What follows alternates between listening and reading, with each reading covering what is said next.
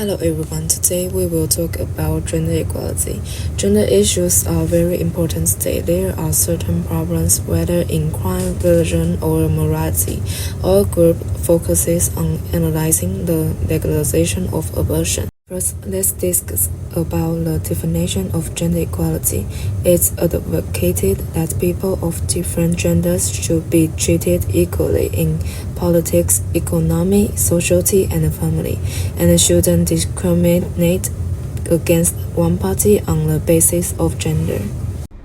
After the definition of gender equality, we have to talk about definition of decriminalization of abortion. There has been a lot of disputes over the questions of discrimination and who is abortion. We also call it induced abortion. There is a termination that's the international ending of the pregnancy, usually by a medical abortion. There are two kinds of abortion. One is surgical abortion, another is medical abortion.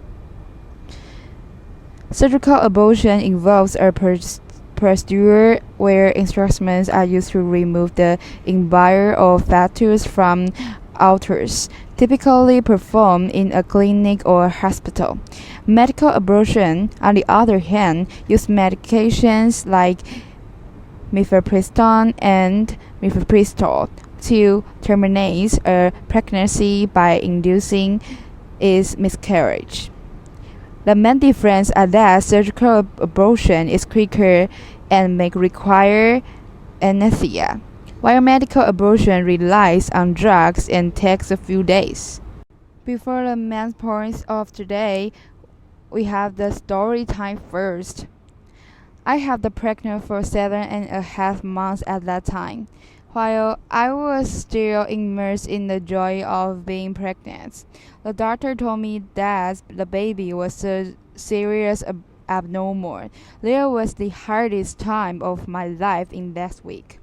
Since then, it's like I have been living in hell. I keep asking myself what I did to my baby, and I keep telling myself that I killed him. I feel so guilty. I want to have a baby, but I feel like I don't deserve that happiness. I'm 23 right now. Everyone says I'm still young, but I feel like my future is full of darkness. After this story, you can keep this story in your mind, and we have to begin today's main points. Next, we are going to share the case of abortion legalization in France. Abortion was legalized in France in 1975, but it was not included in the Constitution at that time. It wasn't until February 28, 2024, that abortion was written into the Constitution. The key factor in France's decision was the U.S. overturning Roe v. Wade in 2022, which has symbolized the right to abortion. This decision deprived many American women of their right to abortion and led France to consider abortion a fundamental right. French Justice Minister Eric Dubon-Moretti told senators, "If we wait until a right is threatened to protect it, it will be too late." Improve women's autonomy over their own bodies through legislative reform by enacting laws related to abortion to protect women's rights, like countries such as Canada and France. They have done a lot to protect women's reproductive rights, even holding votes on proposed amendments from legislators to change the law.